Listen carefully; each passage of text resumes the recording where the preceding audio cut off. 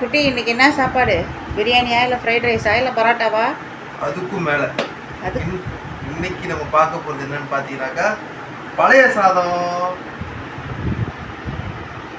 பார்த்தீங்க அப்படின்னாக்கா பழைய சாதம் அப்படிங்கிறது ரொம்ப ஒரு சிம்பிளான ஃபுட்டு. நம்ம தமிழ்நாட்டை பொறுத்தளவுக்கு பார்த்தீங்கன்னாக்கா முன்னாடி நான் பழைய சாதம் சாப்பிட்றப்போ தண்ணி மட்டும் லைட்டு தண்ணி ஊற்றிட்டு உப்பு போட்டு காலையில் சாப்பிட்றோம் அந்த மாதிரி இருந்துச்சு. இப்போ கொஞ்சம் நம்ம க்ரியேட்டிவாக சாப்பிட்லாம், அது எல்லாரும் சாப்பிட்றோம்னு சொல்லி இருக்கிறதுனால நம்ம இப்போ சாப்பிட போகிறோம். இப்போ பிரியாணி பண்ணுறத விட பழைய சாதம் பண்ணுறது கஷ்டம், அதெல்லாம் தெரிஞ்சுக்கிங்க. ஸோ பழைய சாதம் பண்ணுறதுக்கு நான் மாங்காய் சும்மா சின்ன சின்ன வெட்டி வச்சுருக்கேன், அதை வந்து நான் இதை போட்டுக்கிறேன். அடுத்து வெங்காயம் சும்மா ஒரு 6 வெங்காயம் வெட்டி வச்சுருக்கேன், அதையும் போட்டுக்கிறேன். அடுத்து பச்சை மிளகாய் ஒரு பச்சை மிளகாய் சின்ன சின்ன வெட்டி வச்சுருக்கேன், அதையும் போட்டுக்கிறேன். அடுத்து பார்த்தீங்கன்னாக்கா மோர் மிளகாய் இப்படி நல்லா இப்படி உடச்சி சேர்த்துருங்க. உடைச்சிட்டு நல்லா இப்படி கிண்டி விட்டுருங்க.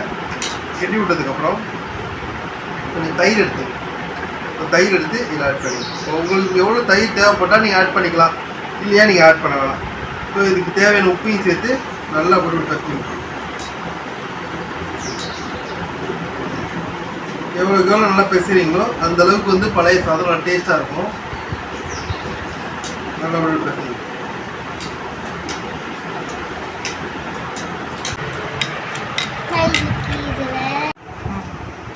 நான் பழைய தொட்டிக்க பார்த்தீங்கன்னா வறுத்த மீன் பூண்டு ஊறுகாய் வச்சுருக்கேன். அப்புறம் பார்த்தீங்கன்னாக்கா நேற்று வச்சு மீன் குழம்பு அது வச்சுருக்கேன். ஸோ இதை வச்சு நம்ம இன்றைக்கி ஒரு அருமையான பழைய சாப்பிட போகிறோம். வாங்க மக்களை சாப்பிட்லாம். ஸோ ஃபஸ்ட்டு என்ன பண்ணுறேன்னா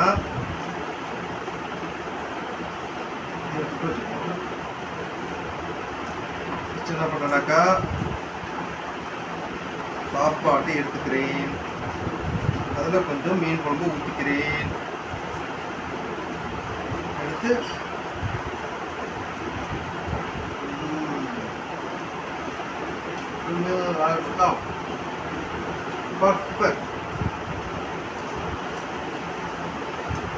இதே மாதிரி நீங்களும் செஞ்சு பாருங்கள்.